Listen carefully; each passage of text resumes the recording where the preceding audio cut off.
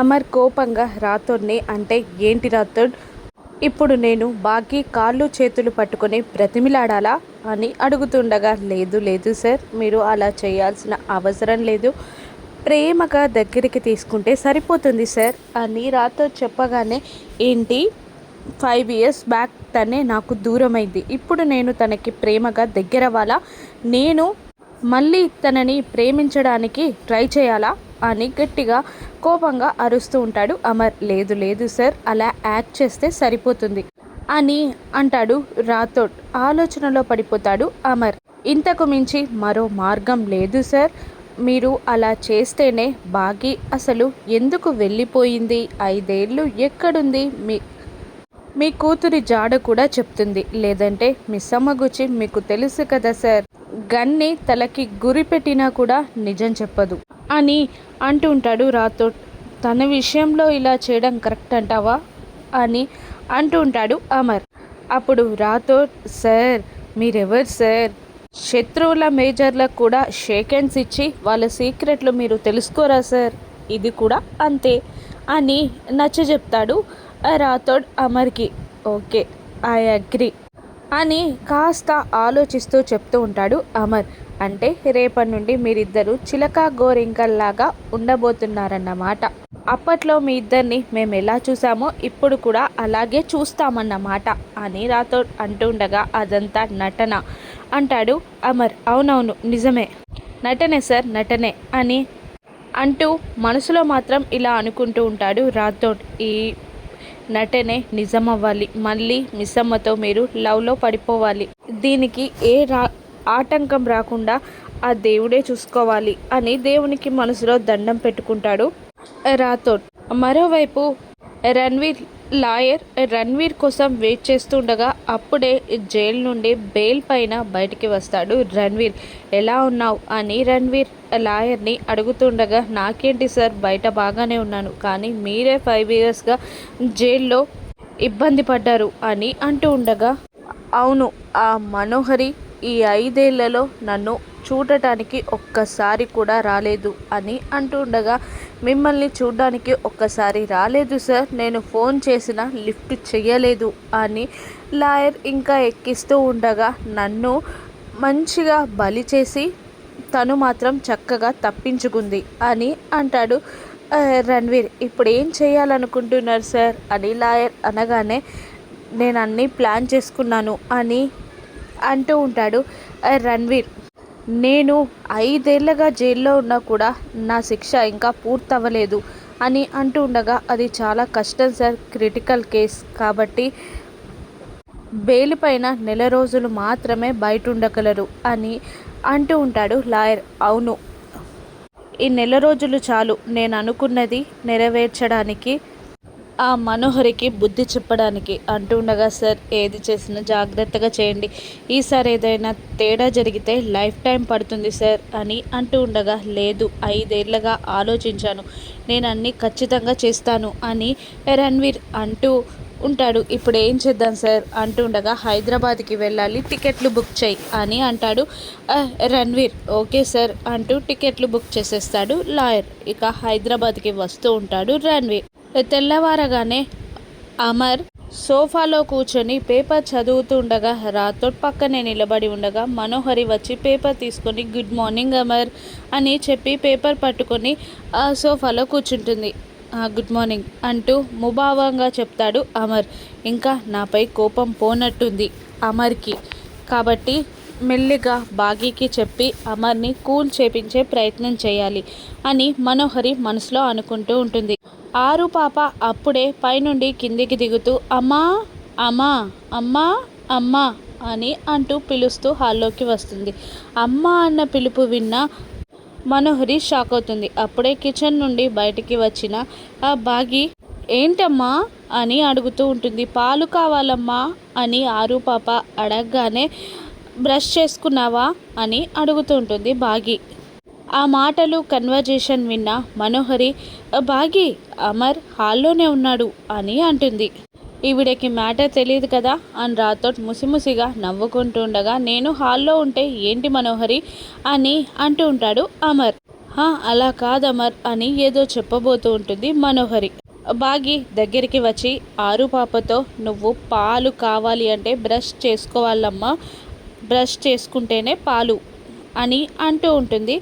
బాగి bed పాలు తాగుతానమ్మా అని అంటుండగా లేదు నో అనేస్తుంది.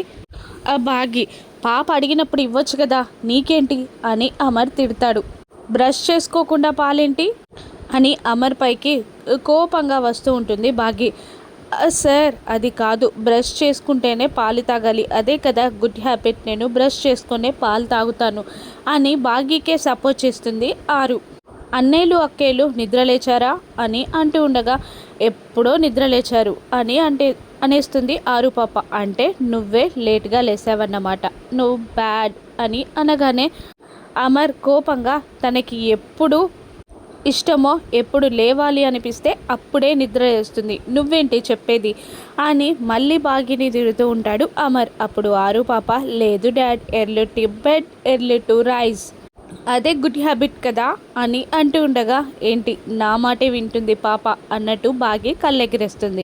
పద నీకు బ్రష్ చేపించి పాలిస్తాను అంటూ బాగి ఆరు పాపని తీసుకొని అక్కడికి వెళ్ళిపోగా ఇక అమర్ కూడా జాగింగ్కి వెళ్ళిపోతాడు. ఏం జరుగుతుంది ఇక్కడ? అమర్ ముందే ఆ పాప బాగీని అమ్మ అని ఎందుకు పిలుస్తుంది అని రాతోని అడుగుతుండగా సరే అలా పిలవమన్నారు అనగానే ఎప్పుడు అంటే పాప గూర్చి అమర్కి తెలిసిపోయిందా అని అడుగుతూ టెన్షన్ పడుతున్న మనోహరిని లేదు అంటూ నైట్ జరిగిందంతా చెప్పి సరే బాగీని అమ్మ అని పిలవమన్నారు అని చెప్పగానే ఊపిరి పీల్చుకుంటుంది మనోహరి. పాప గుచ్చి ఏం చెప్పలేదు, మీరేం టెన్షన్ పడకండి, మీరేం చెప్పకండి అని అంటూ రాతుడు కూడా వెళ్ళిపోతాడు. మరోవైపు పిల్లలతో మాట్లాడుతూ ఆరు పాప తనని బాగి అమ్మ అని పిలవడానికి అమర్ని ఒప్పించిన విధానం అంతా చెప్తూ ఉంటుంది. నువ్వు చాలా లక్కీ అని ఆరు పాపని అంటూ ఉంటారు పిల్లలందరూ. జరిగింది చెప్పగానే ఓహో అలా కవర్ చేశారా అని అంటూ మాట జారుతుంది బాగి. మీ డాడీని నువ్వు డాడీ అనొచ్చు, డాడీ నీకు సపోర్ట్ చేశారు అనగానే ఏంటి సార్ నా డాడీయా అని షాకింగ్గా అడుగుతుంది ఆరు పాప. కాదు కాదు అంజు డాడీ అన్నాను అని అంటూ మాట మార్చేస్తుంది బాగి. నువ్వు స్కూల్కి వెళ్ళడానికి రెడీ అవ్వు అని అంటూ పంపించేస్తుంది బాగి ఆరుని. బుజ్జమ్మని బాధ పెడుతున్నావు మిస్ అమ్మ, మాకు అమ్మ లేకపోయినా అమ్మలా చూసుకునే నువ్వున్నావు, కానీ నాన్న అని పిలవడానికి బుజ్జమ్మకి ఎవరు లేరు, చెప్తే హ్యాపీగా ఫీల్ అవుతుందేమో అని అంటూ ఉంటారు పిల్లలు. కానీ బాగి వద్దు, నా మీద కోపంతో బుజ్జమ్మని దూరం పెడితే నేను తట్టుకోలేను అని అంటూ ఉండగా లేదు మేం చెప్తాం అని అంటూ ఉంటుంది మా అమ్ము. అలా కాదు, నేను చెప్పినా మాట్లాడినా ఆయన వింటారేమో, కానీ మా ఇద్దరి మధ్యలో మనోహరి ఉంది. మనోహరి మీతో కలిసి నాటకం ఆడించారని మీ డాడీకి చాడీలు చెప్తుంది అని అంటూ ఉండగా ఆ మనోహరి ఆంటీ ఆట మేం కట్టిస్తాం, నీ విషయంలో మా విషయంలో మనోహరి ఆంటీ చేసిన తప్పుడు పనులు చెప్తాం అని అంటూ ఉండగా లేదు సాక్ష్యాధారాలతో ప్రూవ్ చేయాలి, నా దగ్గర ఒక ప్లాన్ ఉంది, మీరు ఆలోచించకండి అని అనగానే సరే అంటారు పిల్లలు. ఇక మనోహరి యాదమ్మ అక్కడే ఉండగానే జాగింగ్కి వెళ్ళొచ్చిన అమర్ నీకు రణ్వీర్ గూర్చి తెలుసా అనగానే చాలా టెన్షన్ పడుతూ ఉంటుంది మనోహరి. రణ్వీర్ గూర్చి నన్నెందుకు అడుగుతున్నా అని మనోహరి అమర్ని అడుగుతూ ఉంటుంది. రణ్వీర్ గురించి రణ్వీర్ భార్యకి తెలుసు అని అనగానే రణ్వీర్ భార్య ఎవరో నీకు తెలుసా అమర్ అనగానే తెలీదు, కానీ ఆవిడ ఎటువంటిదో తెలుసు అని అమర్ అంటుండగా రణ్వీర్ చెడ్డవాడు కాబట్టి తన భార్య మంచిదై ఉంటుంది అని మనోహరి అనగానే రణ్వీర్ కన్నా తన భార్య ఇంకా చెడ్డది, చాలా కన్నింగ్ అని అమర్ అనడంతో షాక్ అవుతుంది మనోహరి. ఎందుకు అలా అంటున్నావు, నీకేం తెలుసు అనగానే రణ్వీర్ని పెళ్లి చేసుకొని ఒక బిడ్డని కని ఆ బిడ్డని అనాథాశ్రమంలో వదిలేసి వెళ్ళిపోయింది అని అనడంతో షాక్ అవుతాడు రాథోడ్. బాగి అమర్ మాటలకి మనోహరి కూడా ఇదంతా నీకెలా తెలుసు అని మనోహరి అమర్ని అడుగుతూ ఉండగా ఆరు చెప్పింది అని అనగానే అవునా అని అంటూ ఆ పాపిక్కడా అని అడుగుతుంది మనోహరి. తను అనాథాశ్రమంలో ఉన్నప్పుడు మేము తీసుకొచ్చాం అని అమర్ అనేస్తాడు. ఇక టాపిక్ డైవర్ట్ చేయడానికి అంజుయే ఆ పాప అని మనోహరికి తెలియకుండా ఉండడానికి శత విధాలుగా ప్రయత్నిస్తున్న రాథోడ్ సార్ ఆఫీస్కి వెళ్ళాలి, టైం అవుతుంది అని అంటుండగా, ఆగు రాథోడ్, ఎందుకంత తొందర అని అంటూ ఆ పాపని ఏం చేశారు అని అడుగుతూ ఉంటుంది మనోహరి అమర్ని. ఆ పాపని మేము త అని మాట పూర్తి చేయకుండానే రాథోడ్ అని గట్టిగా అరుస్తుంది బాగి. పిల్లలకి స్కూల్ టైం అవుతుందని తెలియదా? అమరేంద్ర పిల్లలు స్కూల్కి లేట్ వచ్చారంటే ఎంత చెడ్డ పేరు అని కోపంగా అరుస్తుంది బాగి. దాంతో మనం మళ్ళొకసారి మాట్లాడుకుందాం అని అంటూ అక్కడి నుండి వెళ్ళిపోతాడు అమర్.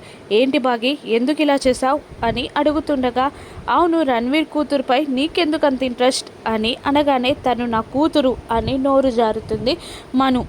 రణ్వీర్ భార్య తనే అని బాగి ముందు ఒప్పుకుంటుందా మనోహరి? అంజు తన కూతురని నిజం తెలుసుకుంటుందా మనోహరి? తిరిగొచ్చిన రణ్వీర్ ఏం చేస్తాడు మనోహరిని? రాను ఎపిసోడ్స్లో చూద్దాం. Thank you for watching.